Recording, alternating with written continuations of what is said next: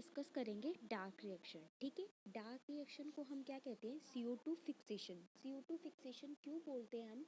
क्योंकि क्या होता है, जब भी वाटर का फोटोलिसिस होता है, मतलब जब वाटर का ब्रेकडाउन होगा, उससे क्या निकलते हैं कि कुछ इलेक्ट्रॉन्स प्लस में कुछ प्रोटॉन्स और क्या होता है, ऑक्सीजन इवोल्व हो जाता है। किसकी हेल्प से? यहाँ पे क्या होता है, एक वाटर इवॉल्विंग कॉम्प्लेक्स प्रेजेंट होता है या फिर वाटर ऑक्सीडाइजिंग कॉम्प्लेक्स प्रेजेंट होता है, जिसकी हेल्प से क्या होता है कि वाटर का फोटोलिसिस होता है। ठीक है, तो इससे क्या प्रोडक्ट निकलता है कि कुछ इलेक्ट्रॉन प्लस में कुछ प्रोटॉन्स, ठीक है, वो रिलीज आउट होते हैं। तो हमारे जो इलेक्ट्रॉन्स होते हैं वो क्या करते हैं कि P700 के पास चले जाएंगे या फिर P680, PS2 या PS1 के पास चले जाएंगे। वो क्या करेंगे, उन इलेक्ट्रॉन को एक्साइटेड स्टेट में भेज देंगे।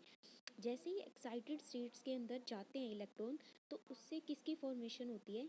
ATP की और NADPH, इन दोनों की फॉर्मेशन होती है। ठीक है, ये जो ATP और NADPH है, इसको कहाँ फिक्स किया जाएगा?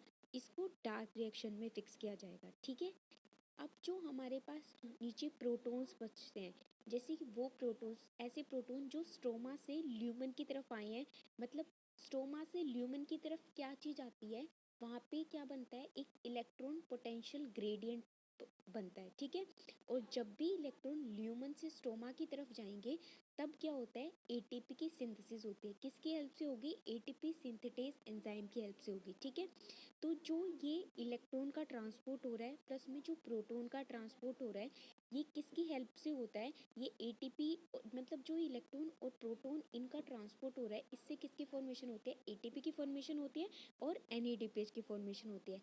इन जो प्रोटॉन्स का ट्रांसपोर्ट की वजह से क्या होता है, जो ग्रेडियंट बनेगा, उससे क्या होगा, हमारे पास जो प्रोडक्ट बनेगा, मतलब जो ATP और जो NADPH बन रहे हैं, उनको हम क्या कर सकते हैं, उनको हम फिक्स कर सकते हैं। किस में फिक्स करेंगे?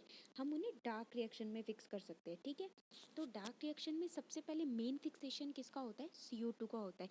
किसकी हेल्प से होगा? रुबिस्को एंजाइम की हेल्प से होगा। रुबिस्को क्या है? एक मेन एंजाइम है। ठीक है, जो क्या करेगा, CO2 को फिक्सेशन करने में हेल्प करेगा। यहाँ तक समझ में आया? बताओ, यहाँ तक समझ में आ गया? Yes yes ma'am. मैम। ठीक है, यहाँ तक कोई दिक्कत तो नहीं होगी? ओके, अब हम देखते हैं कि हमारे पास कौन कौन सी टाइप की रिएक्शंस है, मतलब कौन कौन सी टाइप की डार्क रिएक्शन है। ठीक है, तो सबसे पहले मेन रिएक्शन कौन कौन सी आती है? 3 टाइप की रिएक्शन आती है। पहली रिएक्शन होती है C3 साइकिल, दूसरी रिएक्शन होती है C4 साइकिल, और एक और रिएक्शन होती है जो नाइट में परफॉर्म होती है, उसको हम क्या कहते हैं? Cam cycle. ठीक है, जब भी डे टाइम में CO2 का फिक्सेशन होगा और एक 3 कार्बन कंपाउंड बनेगा, ठीक है, तो उसको हम क्या कहेंगे? C3 cycle. क्या कहेंगे उसको? C3 cycle. जब भी डे टाइम में ही एक 4 कार्बन कंपाउंड बनेगा, उस रिएक्शन को हम क्या कहेंगे? C4 cycle. ठीक है, और जब भी नाइट के अंदर कोई भी एक 4 कार्बन कंपाउंड बनेगा, उसको हम क्या कहेंगे? Cam cycle. तो हमारे पास डार्क रिएक्शन में सिर्फ 3 साइकिल ही परफॉर्म होगी, या तो C3 साइकिल, या C4 साइकिल, या फिर नाइट में कौन सी चलेगी? कैम साइकिल चलेगी। ठीक है, यहाँ तक समझ में आ गया? बताओ यहाँ तक। Yes ma'am. Okay yes ma'am. Okay, अब हम क्या पढ़ रहे हैं? C3 cycle. C3 साइकिल का अदर नेम क्या होता है? केल्विन साइकिल, या फिर इसको हम क्या बोलते हैं? Kelvin Benson cycle. ठीक है, ये तीनों नाम है, इन तीनों नाम से क्वेश्चन आते हैं। आपको केल्विन साइकिल भी बोल सकते हैं, आपको C3 साइकिल भी बोल सकते हैं, या फिर इसको केल्विन बेंसन साइकिल। बेंसन क्या है? साइंटिस्ट का नाम था, उन्हीं के नाम पे इसका मतलब जो नेम हो गया। ठीक है, या फिर इसको हम क्या बोल सकते हैं? Reductive pentose phosphate pathway. अभी हम इस हर एक नाम को रिप्रेजेंट करेंगे कि इनके नाम क्यों लिखे गए हैं ऐसे। ठीक है, केल्विन बेंसन, साइंटिस्ट का नाम था बेंसन, तो इसलिए उन्होंने यहाँ इसके नाम पे दे दिया। दूसरी चीज़ क्या है कि C3 साइकिल। C3 क्यों बोलते हैं? क्योंकि जो फर्स्ट स्टेबल प्रोडक्ट बनता है वो 3 कार्बन कंपाउंड का बनता है, इसलिए इसको हम क्या बोलते हैं? C3 cycle. और रिडक्टिव पेंटोज फॉस्फेट पाथवे क्यों बोलते हैं? क्योंकि जब भी हम क्या करेंगे, एक 3 कार्बन कंपाउंड की फिक्सेशन करेंगे, तो क्या हो जाएगा, हमारे पास एक क्या बनेगा? एक पेंटोज, मतलब एक 5 कार्बन कंपाउंड बनेगा, जिसको हम क्या बोलेंगे? Reductive pentose phosphate pathway.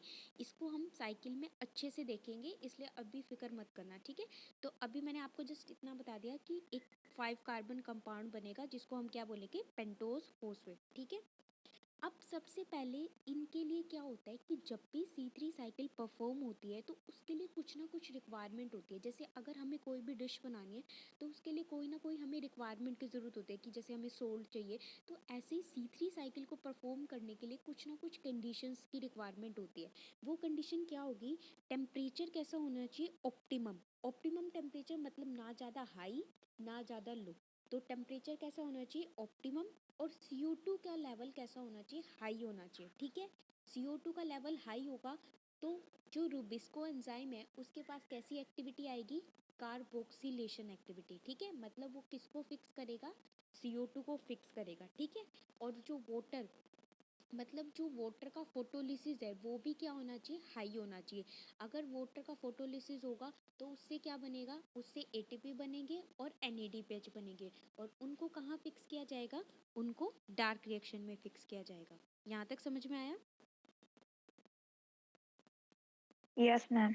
Okay, Yes, ma'am. ठीक है। अब इन्होंने क्या बोला है नेक्स्ट पॉइंट कि जो 85% जो प्लांट्स होते हैं वो किसको परफॉर्म करते हैं, वो C3 साइकिल को परफॉर्म करते हैं। मतलब कि जो मेन जो हमारी जो लीव्स के अंदर जो साइकिल परफॉर्म होती है वो कौन सी परफॉर्म होती है, C3। ठीक है, C3 साइकिल। C3 प्लांट्स के अंदर कौन सी साइकिल होती है, C3 साइकिल। ठीक है, और जो 5 to 6% होती है वो कौन सी परफॉर्म की जाती है, C4 साइकिल। ठीक है, मतलब मेन कौन सी चलेगी आपकी, C3 साइकिल जो डार्क फिक्सेशन में काम करेगी, और जो अदर जो 4 to 5% वो कौन सी चलेगी, C4 साइकिल चलेगी। ठीक है, अभी हम C3 साइकिल देखते हैं कि C3 साइकिल में मेन साइट क्या है, मेन लोकेशन क्या है, या फिर मेन एंजाइम कौन कौन से हैं। ठीक है, तो अगर हम C3 साइकिल की बात करते हैं तो सबसे पहले C3 साइकिल में साइट कहाँ हो जाएगी, साइट का मतलब लोकेशन कहाँ पे होगी, तो लोकेशन कहाँ पे होती है, स्ट्रोमा में। डार्क रिएक्शन कहाँ पे होती है, स्ट्रोमा ऑफ क्लोरोप्लास्ट, मतलब कि जो स्ट्रोमा वाला रीजन होगा वहाँ पे क्या होगी, डार्क रिएक्शन होगी। लाइट रिएक्शन कहाँ पे होती है, थाइलाकोइड मेम्ब्रेन के अंदर। ठीक है, तो मतलब ग्रेना और थाइलाकोइड के अंदर क्या होती है, लाइट रिएक्शन होती है। स्ट्रोमा के अंदर कौन सी रिएक्शन होती है, डार्क रिएक्शन होती है। ठीक है, एंजाइम कौन सा चाहिए हमें, रूबिस्को। रूबिस्को एंजाइम है जो क्या करेगा, CO2 को फिक्सेशन करने में हेल्प करेगा। ठीक है, नेक्स्ट चीज क्या है कि CO2 एक्सेप्टर, मतलब कि ऐसा पहला कौन सा कंपाउंड है जो CO2 को सबसे पहले एक्सेप्ट करेगा, तो वो कंपाउंड कौन सा होता है, RUBP। इसकी फुल फॉर्म क्या होती है, रूबलोज 1,5 बिस फोस्फेट। बिस क्यों बोला हुआ है, क्योंकि फर्स्ट और फिफ्थ पोजीशन पे दोनों पे क्या लगे हुए हैं, फोस्फेट ग्रुप लगे हुए हैं, इसलिए क्या बोलते हैं हम, बिस। ठीक है, अगर 3 होते हैं तो ट्रिस बोलते हैं। तो यहाँ पे फर्स्ट पोजीशन पे भी लगा हुआ है और फिफ्थ पोजीशन पे भी लगा हुआ है, क्या लगा हुआ है, फोस्फेट ग्रुप, इसलिए इसको हम क्या बोलते हैं, रूबलोज 1,5 बिस फोस्फेट। ठीक है, समझ में आ गया? Yes, ma'am. ठीक है, तो आपको ये 3 मेन चीजें लर्न करनी है कि C3 साइकिल की साइट क्या है, मतलब कहाँ परफॉर्म होती है, लोकेशन क्या है, तो आप क्या बताओगे, स्ट्रोमा ऑफ क्लोरोप्लास्ट। ठीक है, एंजाइम कौन सा यूज होता है, रूबिस्को। ठीक है, और CO2 एक्सेप्टर, मतलब जो फर्स्ट कंपाउंड जो CO2 को एक्सेप्ट करेगा, मतलब उसको फिक्स करेगा, वो कौन होता है, RUBP, रूबलोज 1,5 बिस फोस्फेट। ठीक है, अब नेक्स्ट पॉइंट क्या है कि जो C3 साइकिल है वो मोस्टली क्या है कि प्रोकैरियोट्स के अंदर भी परफॉर्म की जाती है और कुछ यूकैरियोट्स के अंदर भी परफॉर्म की जाती है। ठीक है, तो C3 साइकिल किसके अंदर होगी, प्रोकैरियोट्स भी परफॉर्म कर सकते हैं उसको, यूकैरियोट्स भी परफॉर्म कर सकते हैं। जैसे हमने साइक्लिक और नॉन साइक्लिक फोटोफॉस्फोराइलेशन देखी थी, तो जो नॉन साइक्लिक थी वो क्लोरोप्लास्ट के अंदर चल रही थी, लेकिन जो साइक्लिक थी वो किसके अंदर थी, पर्पल बैक्टीरिया के अंदर। देखी थी ना आप लोगों ने, पर्पल बैक्टीरिया के अंदर वो जो वो क्या कर रहा था, इलेक्ट्रॉन, Yes, ma'am. हाँ, A1 के पास लेके जा रहा था, फिर A2 के पास, फिर A3 के पास, फिर साइटोक्रोम B6 के पास, फिर प्लास्टोसाइनिन के पास, ऐसे करके वो किसकी फॉर्मेशन कर रहा था, 2 ATP की फॉर्मेशन कर रहा था। तो यानी कि जो हमारी साइक्लिक रिएक्शन होती है वो पर्पल बैक्टीरिया में होती है, तो बैक्टीरिया किस में आती है, प्रोकैरियोट्स में। ऐसे ही जो C3 साइकिल है वो भी किस में परफॉर्म होती है, वो प्रोकैरियोट्स में भी परफॉर्म हो सकती है और वो यूकैरियोट्स में भी परफॉर्म हो सकती है। ठीक है, समझ में आ गया? Yes, ma'am. ओके, अब नेक्स्ट पॉइंट क्या है कि हमारी जो C3 साइकिल्स होती है उसके अंदर क्या होती है, 13 इम्पोर्टेंट रिएक्शंस होती है। वो 13 इम्पोर्टेंट रिएक्शन को कितने पार्ट्स में डिवाइड किया हुआ है, 3 पार्ट्स के अंदर, मतलब 3 फेज के अंदर डिवाइड किया हुआ है। ठीक है, तो हमारे पास कितनी रिएक्शंस होंगी, 13 क्या होंगी, रिएक्शंस होंगी। किसके अंदर, C3 साइकिल के अंदर। और उन 13 रिएक्शंस को किस में डिवाइड किया हुआ है, 3 फेज के अंदर डिवाइड किया हुआ है। पहली फेज क्या होती है, कार्बोक्सिलेशन। कार्बोक्सिलेशन मतलब क्या होता है कि सबसे पहला स्टेप क्या हो जाएगा, CO2 फिक्सेशन का, मतलब CO2 को क्या किया जाएगा, फिक्स किया जाएगा। इसलिए इसको हम क्या बोलते हैं, C3 साइकिल। क्योंकि जो फर्स्ट स्टेबल प्रोडक्ट बनेगा वो कैसा कार्बन कंपाउंड का बनेगा, 3 कार्बन कंपाउंड का बनेगा। लेकिन उस 3 कार्बन कंपाउंड को बनाने के लिए सबसे पहले जो CO2 को फिक्स करने के लिए एक एक्सेप्टर चाहिए, वो एक्सेप्टर कौन होगा, RUBP। ठीक है, समझ में आ गया। अब आप देखो अपने Yes, ma'am. आप अपनी PDF में देखो, आपको फर्स्ट रिएक्शन कार्बोक्सिलेशन में क्या दिखा रखा है कि जो RUBP है वो CO2 को लेगा और रूबिस को एंजाइम की हेल्प से किस में कन्वर्ट कर देगा, 3PGA। PGA क्या होता है, 3 फोस्फोग्लिसल्डिहाइड। ठीक है, 3 फोस्फोग्लिसल्डिहाइड। ठीक है, नेक्स्ट स्टेप क्या होता है, रिडक्शन। रिडक्शन क्या होता है, जो भी हमारे पास लाइट रिएक्शन से ATP और जो NADPH बनी है उसको हम क्या करेंगे, कंज्यूम करना स्टार्ट करेंगे। मतलब जितना भी हमारे पास जो प्रोडक्ट बना है उसको अब हम क्या करेंगे, डार्क रिएक्शन में कंज्यूम करना स्टार्ट करेंगे। क्योंकि हमने क्या करा, उसको बनाया। जैसे आप लोग क्या करते हो कि कुछ पैसों की क्या कर लेते हो, सेविंग कर लेते हो, उसको बाद में यूज़ करते हो। कि आप मान लो आपने किसी चीज़ के लिए उसको क्या कर रखा है कि सेविंग करके रख रखे, तो उसको बाद में यूज़ करना है। ऐसे ही क्या है कि जो लाइट रिएक्शन से जितने भी प्रोडक्ट बने हैं उसको क्या किया जाएगा, डार्क रिएक्शन में आराम आराम से उसको यूज़ किया जाएगा। ठीक है, और जो लास्ट स्टेप होता है उसको हम क्या कहते हैं, रीजनरेशन। रीजनरेशन का मतलब क्या हो जाएगा कि जितना भी हमारा जो प्रोडक्ट यूज़ हो गया उसके बाद हम उसको क्या करेंगे, रीजनरेट करना स्टार्ट करेंगे। ठीक है, तो यानी कि हमारी जो फर्स्ट रिएक्शन होगी वो क्या होगी, कार्बोक्सिलेशन, मतलब CO2 को फिक्स करना। नेक्स्ट स्टेप क्या होगा, रिडक्शन। रिडक्शन में क्या होगा कि जितने भी हमारे जो लाइट रिएक्शन से ATP बने हैं और जो NADPH बने हैं उनको क्या किया जाएगा, कंज्यूम किया जाएगा, मतलब उसको रिड्यूस किया जाएगा। और जो नेक्स्ट स्टेप है वो है रीजनरेशन। रीजनरेशन कितने स्टेप्स का प्रोसेस है, 10 स्टेप्स। मतलब कि जो आगे की 3 स्टेप्स हैं वो तो किस में हो गई, कार्बोक्सिलेशन और रिडक्शन में। और जो लास्ट के 10 स्टेप्स होंगे उनमें क्या किया जाएगा, रीजनरेशन किया जाएगा, मतलब दोबारा से उस साइकिल को परफॉर्म करने के लिए उसको प्रिपेयर किया जाएगा। यहाँ तक समझ में आ गया,